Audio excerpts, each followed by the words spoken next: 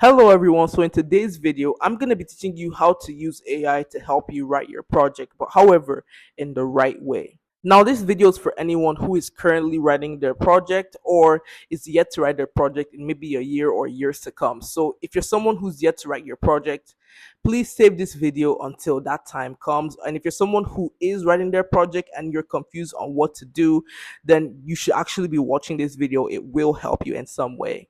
Now, writing a project itself is very hard. Like it's a really stressful thing, especially depending on what course you're doing. Now, for me, I wrote my project last year and I studied law, and law projects are no joke, to be very honest with you. So at the time, like everybody was already like writing projects on protocols in law that already exist, like things like the law of tort, criminal law, constitutional law, human rights law, evidence law, and so on. But for me, I decided to do something completely different from everyone else. So I wrote my project on IT law, and my project was a very hard thing to do because what I wrote on, nobody has written on it. So my project was about the role of the NCC and how they regulate the digital space in Nigeria. And like, since no one has written on it, like this, I'm the first person in Nigeria, I guess, that has written about the NCC as a law student. No one has, and no one knows about it. So that's why I'm bringing this thing up.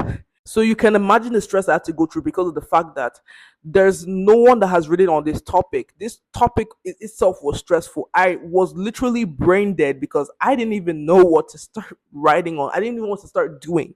Like, that's how stressful that project was for me. But with the help of I was actually able to scale through and write a good project and defend it like a baddie. Now, here is how I use AI to write my project.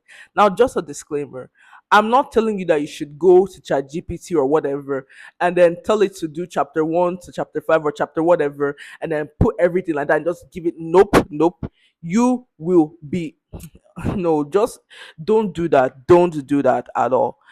Basically, the way I'm going to teach you how to do it, you still have to put in the work and effort, and you're not copying like word for word, that type of thing. So basically, when I had to write my project, I had to find out different things, like, because I'm writing about the NCC, for example, I had to start off with different things like what is the NCC, what do they do, that type of stuff, and then go over more and more things at the same time, like one by one. You start going over them, like what, like, and then if you get confused, what you can do is that you can type in your project topic if you don't know, and then you can ask AI, okay, try to find things that I can write about with this topic. And don't do this thing with just one AI. Do it with multiple AIs. Like, there are different ones like ChatGPT, Gemini.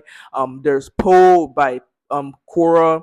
There's like different ones, like there's Grok. There's Perplexity. Like, there's so many AIs that. So you do this thing with multiple ones, and then in the end of the day, you pick the reasonable ones you can do, that type of stuff. Now, the main thing that I use AI to do personally when it came to my project was to find information, things I had to actually write about. So now, if I had to write about something particular, like for example, I had to write about the history of the NCC. So what I did was like this. Now, I use these AIs, like the ones that do web searches in particular, to actually help me to find information to add to my project, things that I could add like footnotes and everything with, that type of thing, to find news articles and so on that I could add, and all that type of stuff. So what I'll do is that I'll look for something in particular, and then all these web search AIs would actually help me to find different things. I'll go to the web link and then I'll look for something like a part of the article or whatever that is relevant to what I'm writing, and then I'll now write about that thing in my project. Now, there are two AI platforms that helped me a lot when it came to my project. The first one was Perplexity AI.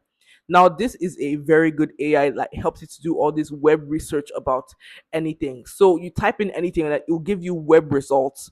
And I love that AI so much. It helped me a lot to find different things I could write about. And yeah, now you can download Perplexity AI on your phone, or you can even use it on your laptop if you want to, because they have a website as well. Now, the second AI I use is Microsoft Copilot. This AI is a blessing from God. Like, Microsoft, thank you so much. Thank you. Now, if you are going to use Copilot, do not use the app, do not use the website. on your laptop, download Microsoft Edge and use the built-in Copilot that's there, because that one works better for me. Like, let me just tell you why. Now, when you use the built-in one in Microsoft Edge, you have the option to basically control how like much information that the AI gives you. Like if you want it to be more moderate or less moderate, you can control that. But make sure that it's in the highest setting, like the most moderate one. You select that. And then you type in whatever you're looking for, and it'll be giving you different things, different links and everything. Like I noticed that the one that's built in Edge gives you more links, more information than the one that is on the app, or like the app one or the website one. I'm telling you this for free. And plus, Copilot, which is a Microsoft Edge, has this very good feature where now, like for example, let's assume that you're on a website now that's relevant to whatever you're writing on, your project topic or whatever. What you can do is that you can make it to search for things within that website that are relevant to what, instead of you, like for example, like now that you're looking at like a news article, for example, instead of you to read everything from the beginning to the end and waste time, what will happen is that in Copilot you can make it to look for specific things that are relevant to your project, so that that way it will only give you those things you're looking for, and you don't have to read everything from beginning to end to find those things. This feature also extends with PDF files. So if you have a PDF file that you found somewhere that's relevant to your project, it can do the same thing where it will find something. Like for example, for my project, I had this like PDF that was like hundreds of pages long. I didn't have time to read everything, obviously. So with Copilot, I was able to narrow it down to that specific area that I needed to write on for my project. And it helped me like, to generate things, like to write things that I could like that were good enough for me. Like I'm telling you, that Copilot is one of the best AIs that oh my god, like I'm telling you, we need to give Microsoft their flowers, because whatever they came up with is just so good. Now, aside all that, I know that there are other AI tools that also have that web search capability, which is why if you're gonna use any of those ones like that have web search, use more than one. Don't limit yourself to only one AI. Use more AIs, there maybe two, three, four of them, and get information from all sides. Like that's what you should do. It will help you very well. Now, Copilot, as I said earlier, is one of the AIs that saved me when it came to my project. Now, let me just give you another instance of how Copilot was very good, how it helped me a lot. So, basically, for our project, then whenever you like reference a news article, you have to write like the title of the news article and everything. So for me, I only wrote the title of the news article. So then when they came to supervise the project, they saw that I only put the title there, that I'm supposed to put the name of the person that wrote the article. So I had to go and like, redo that type of stuff.